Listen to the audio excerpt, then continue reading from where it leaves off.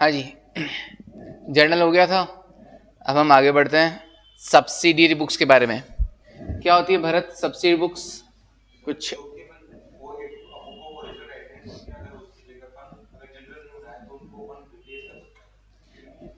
Okay sir, और कोई बताना चाहता है? पक्का?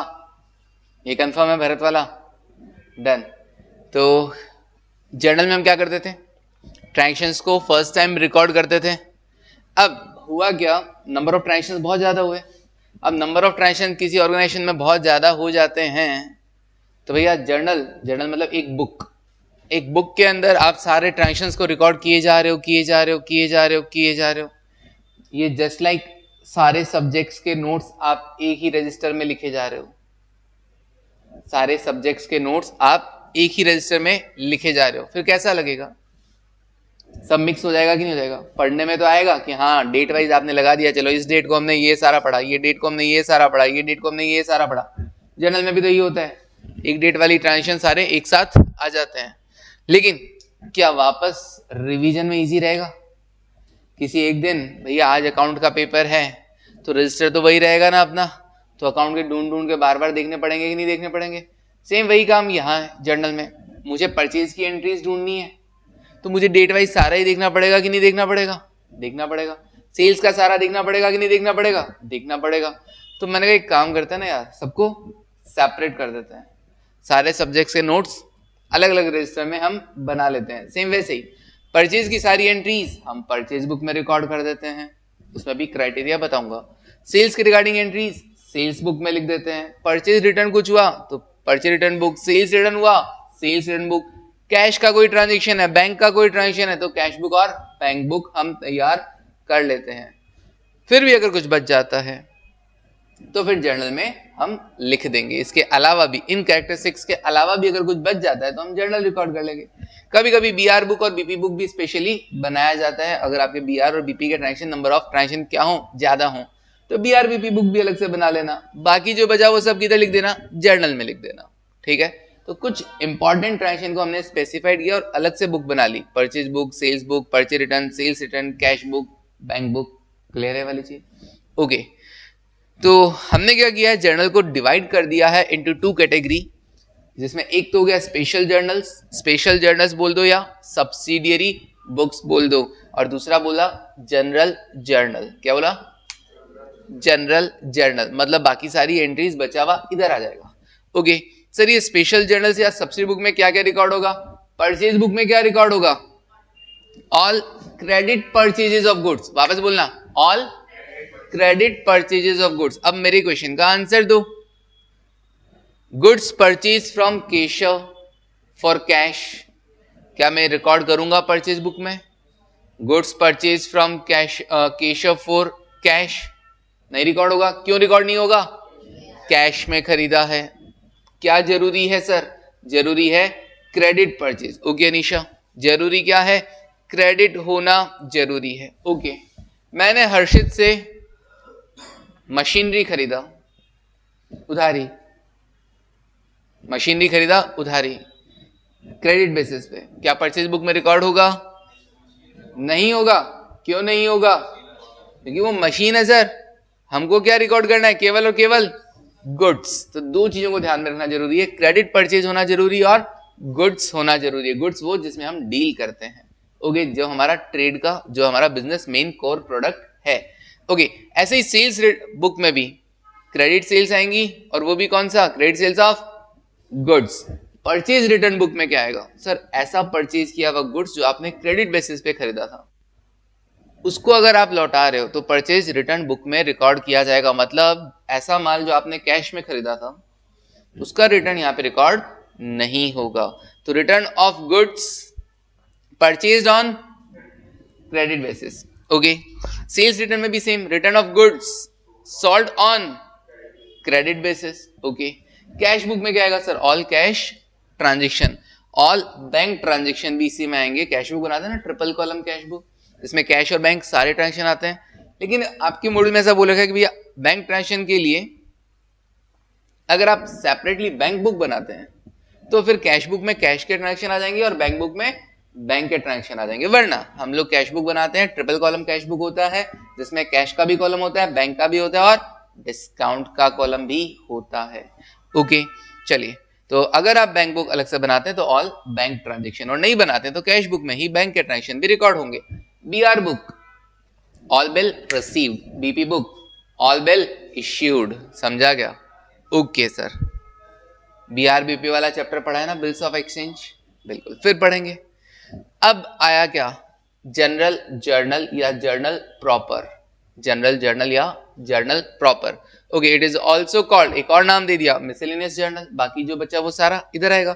All remaining transactions are recorded here, सारे बचे हुए ट्रांजेक्शन जो ऊपर परचेज बुक में नहीं आया, सेल्स बुक में नहीं आया, परचेज रिटर्न में नहीं आया, सेल्स रिटर्न में नहीं आया, कैश बुक में नहीं आया, बैंक बुक में नहीं आया, अगर बीआरबीपी बना रहे हो तो उसमें भी नहीं आया, तो किधर आएगा? जर्नल में आएगा, जनरल जर्नल में आएगा। सर इसमें क्या क्या तरह के ट्रांजेक्शन्स आएंगे? Just like first entry, opening entry. Opening entry क्या होता है? साल की शुरुआत में सबसे पहले जब तुम नई नई बुक्स डालते हो, सबसे पहले क्या लिखते हो उसमें? श्री गणेश, ओम लिख दोगे, स्वास्तिक का निशान बना दोगे, कुछ और लिख दोगे। उसके बाद क्या करोगे?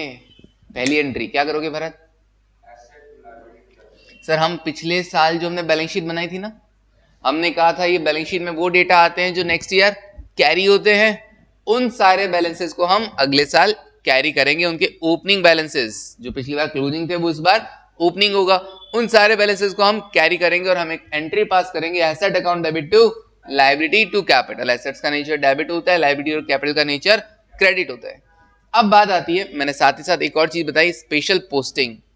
इस जर्नल एंट्री की पोस्टिंग कैसे होगी? नॉर्मली तो पोस्टिंग कैसे होता है, एसेट अकाउंट है बना रहे हैं मान लो, तो एसेट अकाउंट में क्या लिखेंगे? डेबिट साइड में लिखेंगे टू लायबिलिटी और टू कैपिटल, राइट। बट इसका पोस्टिंग ऐसे नहीं होगा। क्यों? क्योंकि तुम्हारी एंट्री क्या है? तुम्हारी एंट्री है building account debit, furniture account debit, machinery account debit and so on, है ना। ऐसे ही बाकी assets, cash debit, bank debit, debtor debit. Okay, to liabilities में क्रेडिटर्स, कोई लोन वगैरह हो तो लोन, कोई आउटस्टैंडिंग एक्सपेंसेस हो तो टू आउटस्टैंडिंग एक्सपेंसेस, और बंदे की कैपिटल। अब भैया बिल्डिंग अकाउंट में लिखूं तो क्या लिखूं? डेबिट साइड में बिल्डिंग के डेबिट, बिल्डिंग होगा डेबिट, क्योंकि जर्नल एंट्री में अगर कोई डेबिट हो रहा है तो अकाउंट बनाते टाइम भी डेबिट साइड में लिखा जाएगा, सिंपल सा रूल है। तो बिल्डिंग अकाउंट में क्या लिखा जाए? ओपनिंग एंट्री में ऐसा ऑपोजिट का रेफरेंस नहीं देते। ओपनिंग एंट्री मतलब टू बैलेंस ब्रॉट डाउन और बाय बैलेंस ब्रॉट डाउन, तो उसका जो पोस्टिंग होता है वो स्पेसिफिक पोस्टिंग होता है। तो सब्सिडी बुक के साथ मैंने तुमको लेजर पोस्टिंग भी बता दिया किसका? ओपनिंग एंट्री का। ओके, तो अगर कोई भी एसेट है तो एसेट का ओपनिंग में क्या लिखा जाएगा? उसका opening balance to balance brought down. Liability है तो क्या लिखा जाएगा? By balance brought down. और कैपिटल है तब भी बाय बैलेंस ब्रॉट डाउन, जिसका जैसा नेचर। एसेट का नेचर डेबिट होता है तो ओपनिंग में डेबिट में आएगा, लायबिलिटीज और कैपिटल का क्रेडिट होता है तो क्रेडिट साइड में आएगा। डन है क्या? ओके विनीत, चलिए अब बात आती है, तो ओपनिंग एंट्री तो किधर लिखा जाएगा? जनरल जर्नल में आएगा, ठीक है। अब बात आती है क्लोजिंग एंट्रीज, ये भी जनरल जर्नल में आएगा, इसके लिए भी कोई सब्सिडी बुक नहीं बना हुआ। क्लोजिंग एंट्रीज क्या आती है sir? Eight the end of the year जो हम ट्रेडिंग और पीएनएल में डेटा ट्रांसफर करते हैं, जितने भी अकाउंट्स हैं जो रेवेन्यू नेचर के हैं उन्हें हम ट्रेडिंग और पीएनएल में ट्रांसफर कर देते हैं, तो वो सारे एंट्रीज, वो सारी एंट्रीज क्या होंगी? क्लोजिंग एंट्रीज आएंगी, और वो किधर लिखी जाएंगी? जनरल जर्नल में आएंगी। ओके, जैसे ट्रेडिंग अकाउंट के डेबिट साइड में तुम लिखते हो to opening stock, to purchases, to direct expenses, तो ये एक एंट्री बन गया। ट्रेडिंग अकाउंट के क्रेडिट साइड में तुम लिखते हो by sales, by closing stock, एक ये एंट्री बन गया। और फिर ट्रेडिंग अकाउंट का जो रिजल्ट होता है जीपी, ग्रॉस प्रॉफिट, उस ट्रेडिंग अकाउंट के ग्रॉस प्रॉफिट को किधर ट्रांसफर करते हो? पीएनएल में ट्रांसफर करते हो, तो एंट्री क्या बन जाएगा? Trading to PNL. ये भी क्लोजिंग एंट्री का ही पार्ट है, और ये किधर आएगा? General journal. किधर आएगा हर्षित? ओके, फिर पीएनएल में बात करते हैं। पीएनएल में क्या आते हैं सर? डेबिट साइड में एक्सपेंसेस आते हैं। कौन से एक्सपेंसेस आते हैं? इनडायरेक्ट एक्सपेंसेस आते हैं, तो उसके रिगार्डिंग एंट्री हो गया। क्रेडिट साइड में इनकम्स आती है, कौन सी? इनडायरेक्ट इनकम्स आती है, तो उसके रिगार्डिंग एक एंट्री हो गया। और फिर पीएनएल से फाइंड आउट क्या करते हो? नेट प्रॉफिट, और उस नेट प्रॉफिट को ट्रांसफर किधर करते हो? कैपिटल अकाउंट में। प्रॉफिट से कैपिटल बढ़ जाता है और लॉसेस से कैपिटल कम हो जाता है। प्रॉफिट हुआ तो P&L टू कैपिटल, लॉस हुआ तो कैपिटल टू P&L। समझा क्या? ये भी किधर आएगा? जनरल जर्नल में आएगा या जर्नल प्रॉपर में आएगा, बिल्कुल।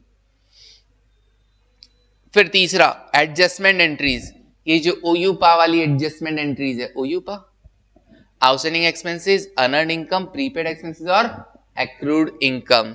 तो ये सारी एडजस्टमेंट एंट्रीज किधर आएगा? जनरल जर्नल में आएगा। इसके लिए भी कोई स्पेसिफिक सब्सिडियरी बुक नहीं बना हुआ है। अच्छा मुझे एक बात बताओगे क्या? क्या बताएं सर?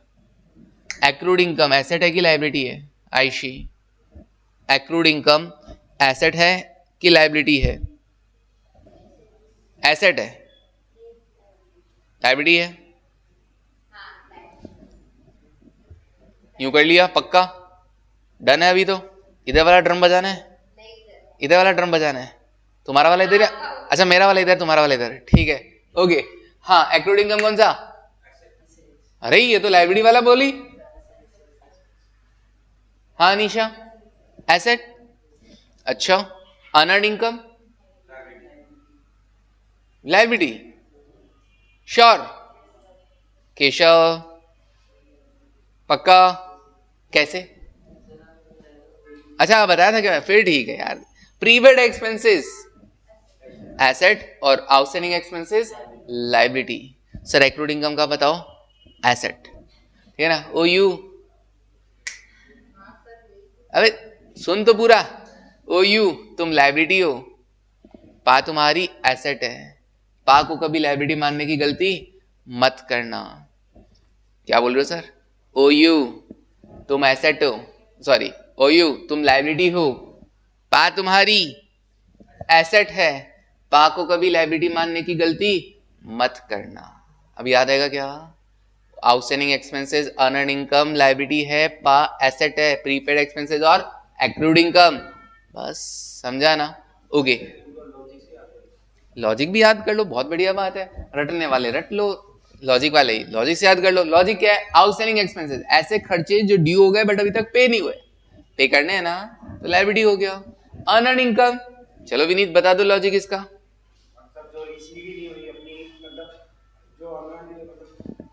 लायबिलिटी होगी तो अपन को एडवांस में, हाँ एडवांस में मिल गई पर अपन ने उसका काम ही नहीं किया।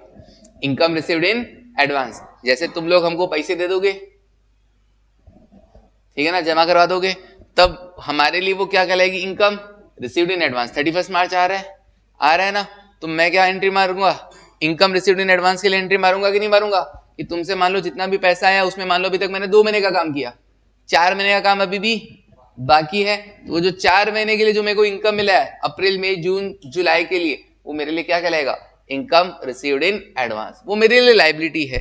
मान लो मैंने पढ़ाना ही छोड़ दिया, 31 मार्च को मैंने डिक्लेयर कर दिया बस, तो मुझे पैसा 4 महीने का लौटाना पड़ेगा कि नहीं लौटाना पड़ेगा? लौटाना पड़ेगा ना। इनकम रिसीव्ड इन एडवांस है, वो मेरी लायबिलिटी है। वो क्लियर है वाली चीज? Done okay. हाँ नहीं लौट, ना तो लौटाऊंगा ना पढ़ाना छोड़ूंगा, ठीक है ना, टेंशन नहीं लेने का। हाँ और सर जा रहे हैं भरत, ऐसा नहीं सोचने का। हाँ हाँ एडवांस में सब भगवान का दिया बहुत कुछ है ना, एडवांस में तुम लोग दे ही देते हो ना। कुछ लोग तो एडवांस में जमा करवा देते हैं, कुछ लोग किश्तों में जमा करवाते हैं, है ना, डिपेंड करता है। खैर उसके डिटेल में, मेरी डिटेल में नहीं जाने का, है ना। मुझे पैसा कैसे कैसे मिलता है? अच्छा प्रीपेड एक्सपेंसेस क्या है? एक्सपेंसेस पेड इन एडवांस, इसका बेनिफिट तुमको बाद में मिलेगा ना? हाँ सर मिलेगा। ओके जैसे कि तुम्हारे लिए वो खर्चा प्रीपेड एक्सपेंस होगा कि नहीं होगा? बिल्कुल। एक्रूड इनकम क्या होता है आयुषी?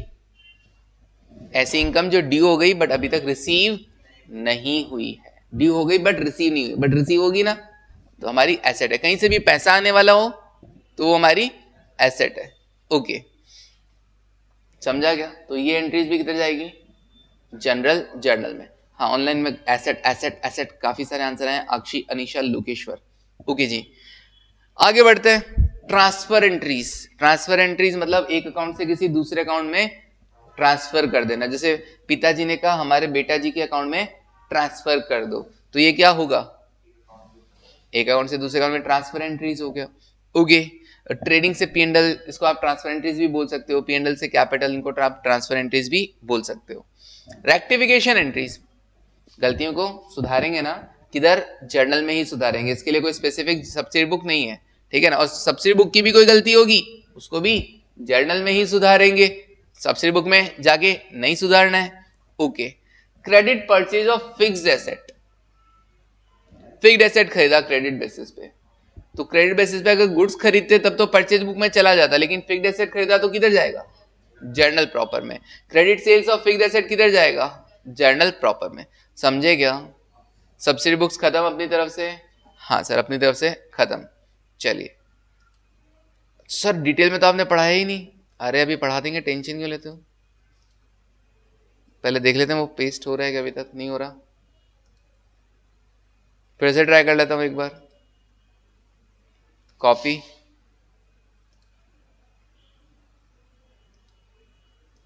पेस्ट हो गया। हाँ जी,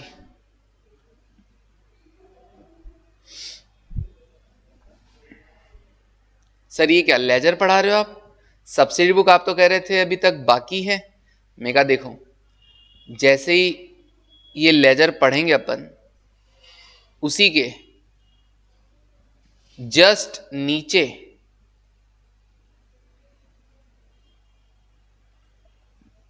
क्या आएगा,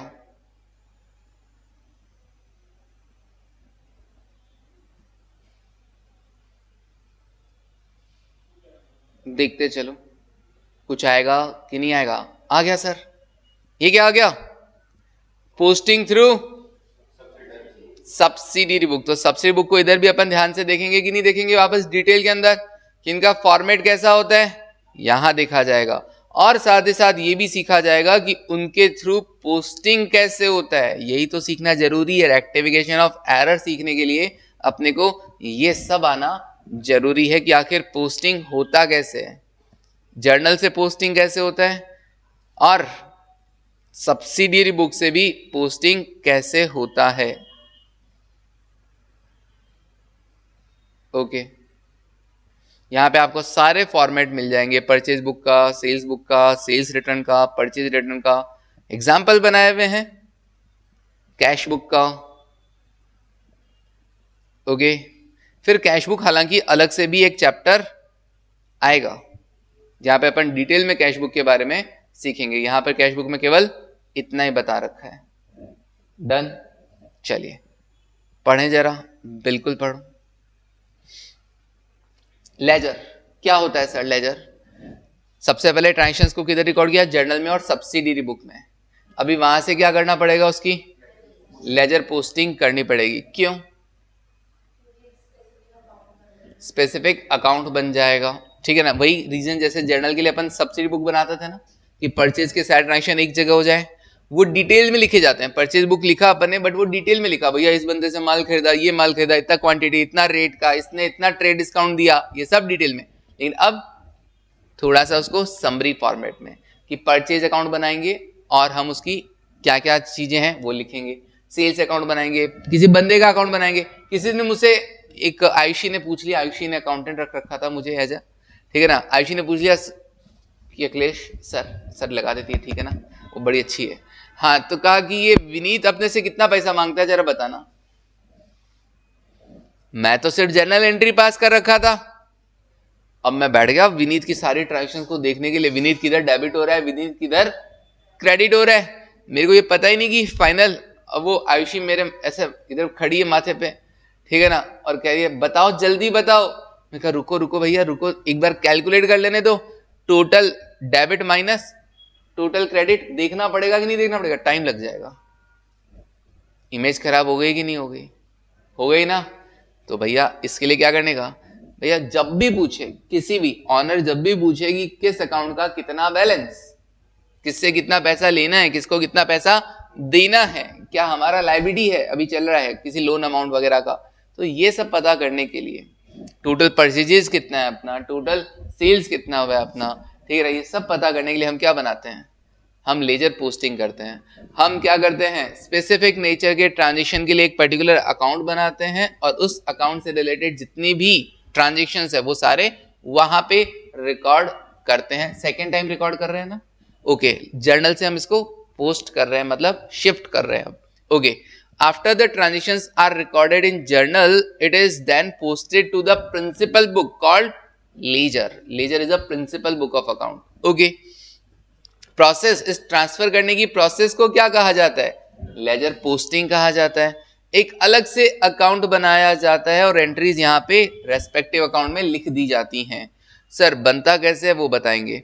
जो अकाउंट जर्नल में डेबिट हुआ था, debited in journal, should also be debited in the ledger book. Okay. और रेफरेंस किसका जाएगा? क्रेडिट अकाउंट का, रेस्पेक्टिव क्रेडिट अकाउंट का. कैसे? Ram account debit to sales 1000, Ram account में पोस्टिंग करना है. कैसे करोगे हर्षित?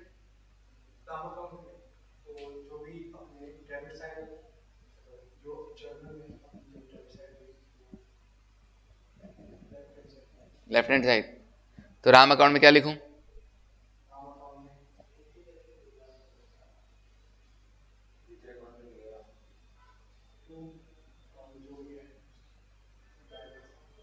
To balance brought down. तो इस एंट्री की पोस्टिंग करनी है. हाँ, तो क्या लिखूं राम अकाउंट में? सिंपल है ना. तो राम अकाउंट डेबिट, ऐसा ध्यान रखने का ना, है ना. Ram account debit to sales. तो राम अकाउंट डेबिट हो रहा है, तो डेबिट साइड में, राम अकाउंट के डेबिट साइड में क्या लिखा जाएगा? टू सेल्स लिखा जाएगा. और वैल्यू कौन सा?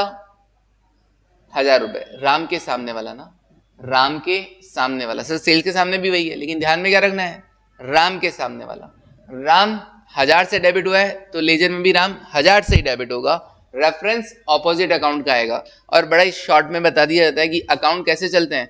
अकाउंट चलते हैं ऐसा, राइट टू लेफ्ट. राम तुमने ऐसा मिड में लिखा, एंट्री क्या है? Ram to sales. तो राम टू सेल्स. क्लियर है वाली चीज? ओके. अच्छा, राम से पैसा आया होता तो एंट्री क्या होती? Cash to Ram. तो by cash to Ram. Entry कैसे चलता है? Right to left, cash to Ram. समझा? ओके. तो जितना भी पैसा आया, ठीक है जी. सर मान लो अपने को इस एंट्री करना हो, cash account debit, discount account debit to Ram. कितना? 1000, डिस्काउंट 100 और कैश 900. तो बताओ जी आयुषी कैसे लिखें? बाय कैश और बाय डिस्काउंट.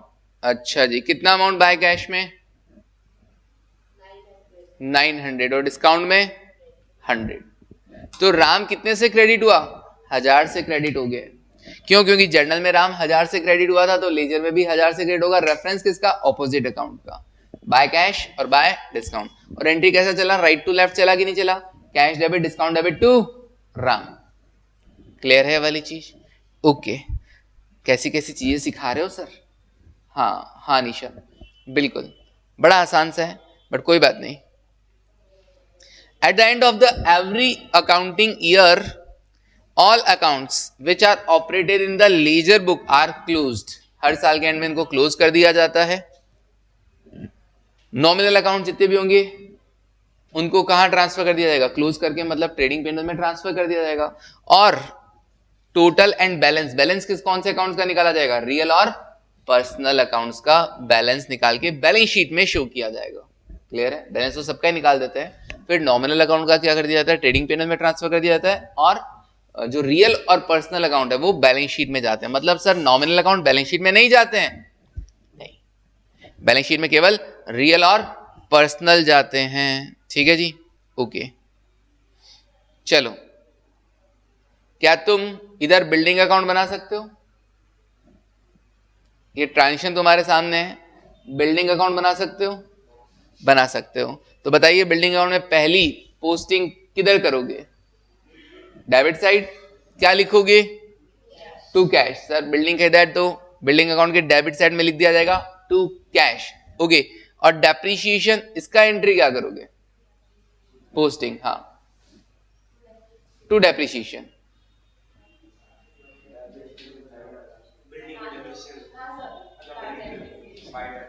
बताओ, फंस गए ना?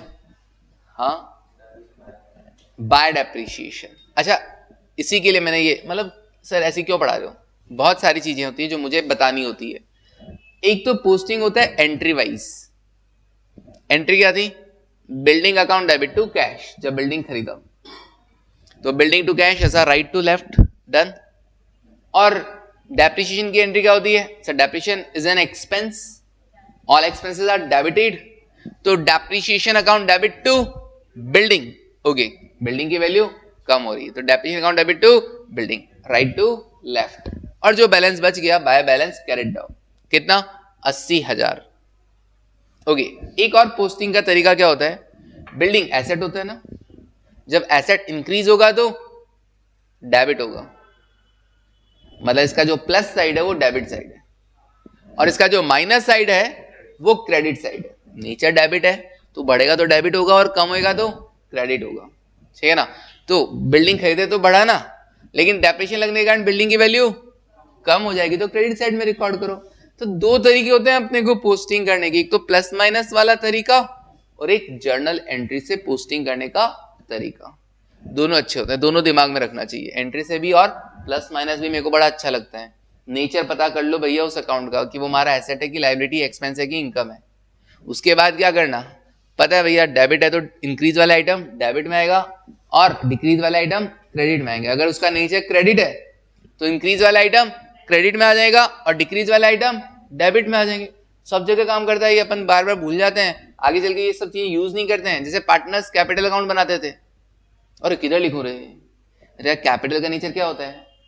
क्रेडिट होता है, तो कैपिटल को बढ़ाने वाले आइटम क्रेडिट साइड में आएगा और कैपिटल को कम करने वाले आइटम डेबिट साइड में आएंगे। बड़ा सिंपल सा मामला है। प्लस माइनस रूल बहुत काम करता है, बहुत काम करता है और दिमाग नहीं लगाना पड़ता, ठीक है ना। कभी कभी हम लोग एंट्री नहीं बना पाते हैं किसी चीज की, तो ये प्लस माइनस रूल अपने को बहुत हेल्प करता है। बोला ना मॉडर्न अप्रोच, एक ट्रेडिशनल एक मॉडर्न, वही चीज अपन यूज कर रहे हैं। डन। ओके, चलो हर्षित से पूछे, नहीं केशव से पूछते हैं। केशव, बिल्डिंग अकाउंट का कौन सा बैलेंस है? डेबिट बैलेंस है कि क्रेडिट बैलेंस है? ये बाय बैलेंस क्रेडिट डाउन वाला बताना। 80,000 अभी कौन सा है? तो अभी डेबिट बैलेंस है कि क्रेडिट बैलेंस बोलेंगे इसको?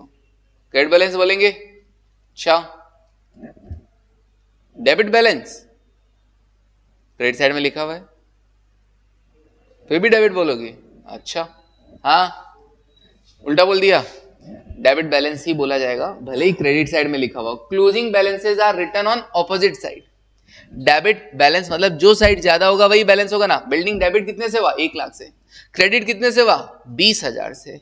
तो डेबिट ज्यादा हुआ ना, तो 80,000 से अभी भी नेट डेबिट बचा हुआ है कि नहीं बचा हुआ है, इसीलिए इसको डेबिट बैलेंस बोल देते हैं। सिंपल है ना। तो बाय बैलेंस कैरी डाउन भले ही हो, है ना। ओके जी, बिल्कुल।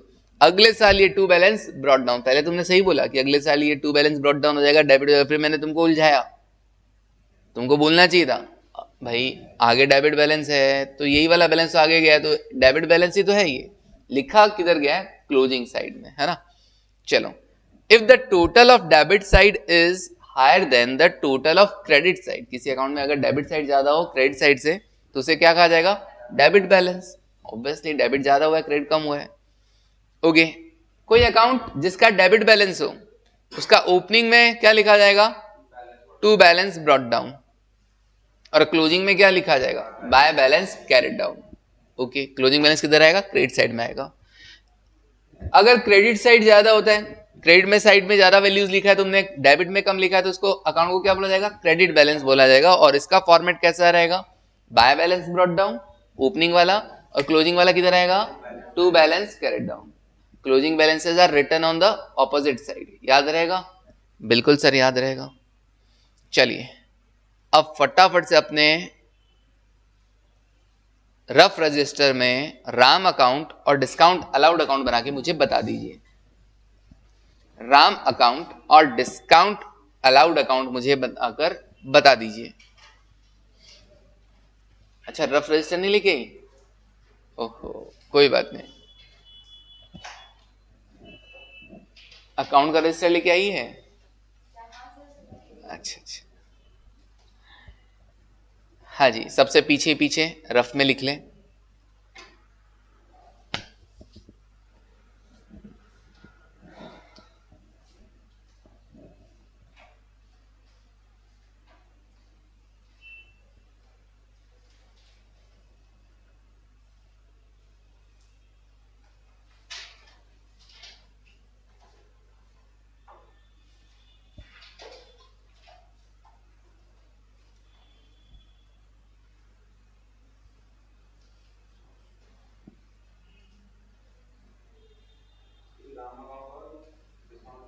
हाँ जी, राम अकाउंट और discount allowed account.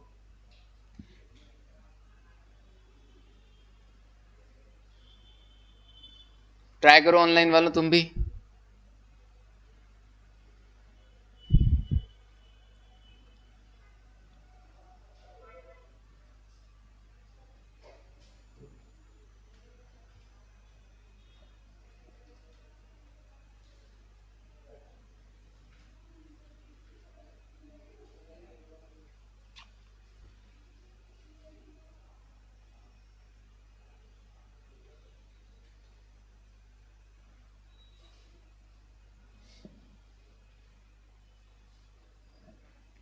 Ram account में सबसे पहले क्या होगा, good sold to Ram on credit basis.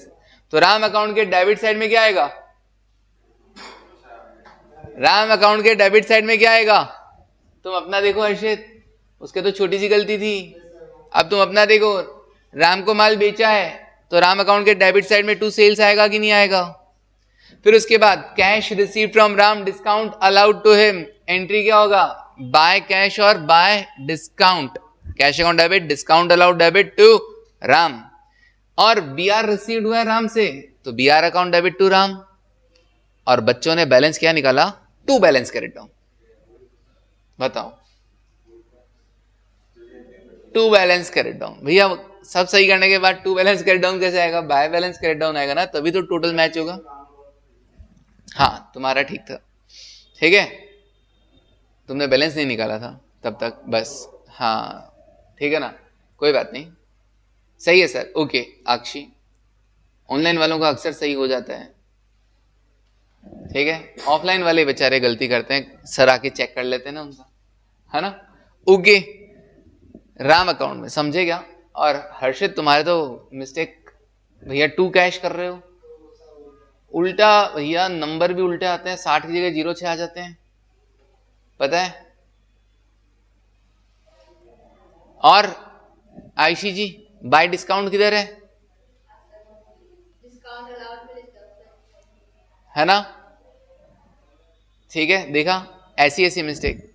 हमारा क्या मिस्टेक था, बैलेंस का पूरा ही गलत था, ओह थोड़ा ही गलत था, क्या था,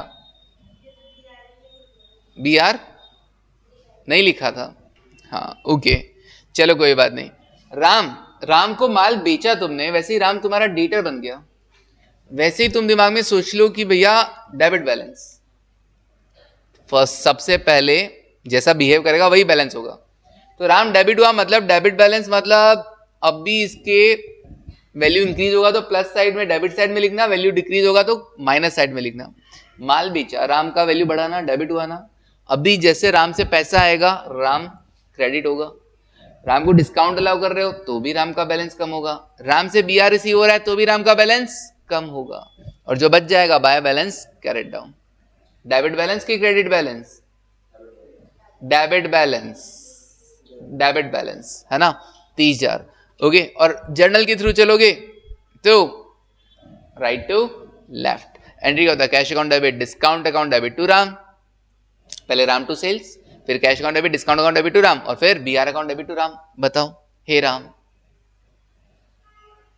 बताओ।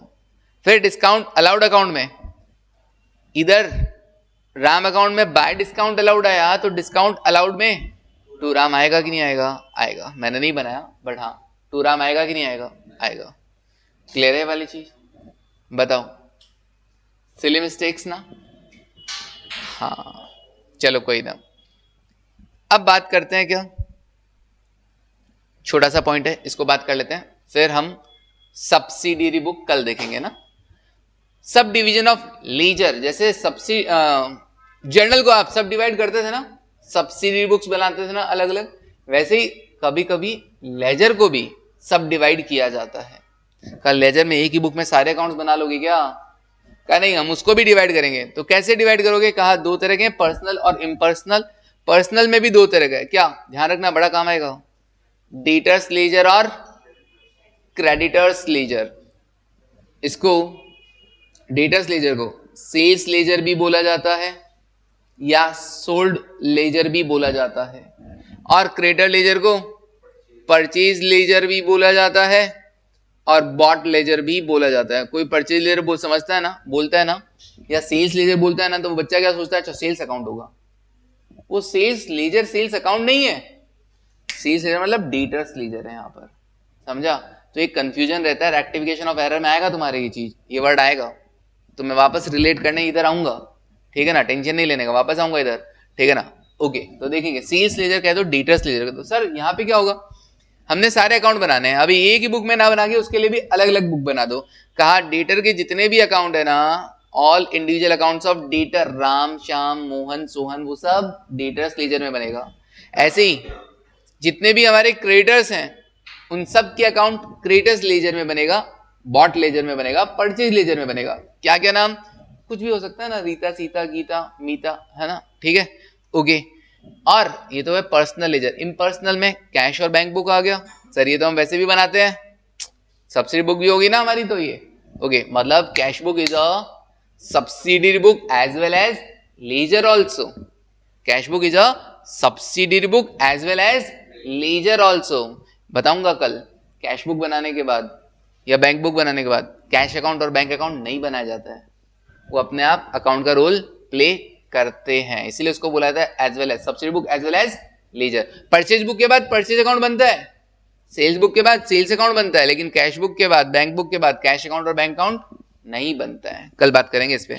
और जनरल लेजर एक अलग और रजिस्टर, जनरल लेजर में बाकी सारे अकाउंट्स आएंगे कि नहीं आएंगे, बाकी जितने भी बचे हुए अकाउंट्स हैं वो सब आएंगे, उनमें भी दो अलग अलग पार्ट करना चाहे कोई तो कर सकता है। नॉमिनल लेजर में क्या आएगा, इनकम और एक्सपेंसेस, और प्राइवेट लेजर बोल के आएगा, उसमें क्या आएगा, एसेट्स और लायबिलिटीज। ये इतने काम नहीं आते हैं, बस ध्यान क्या रखना है, मेन ये दो, डेटर्स लेजर और क्रेडिटर्स लेजर, और ये तो होता ही होता है मेन, कैश बुक और बैंक बुक।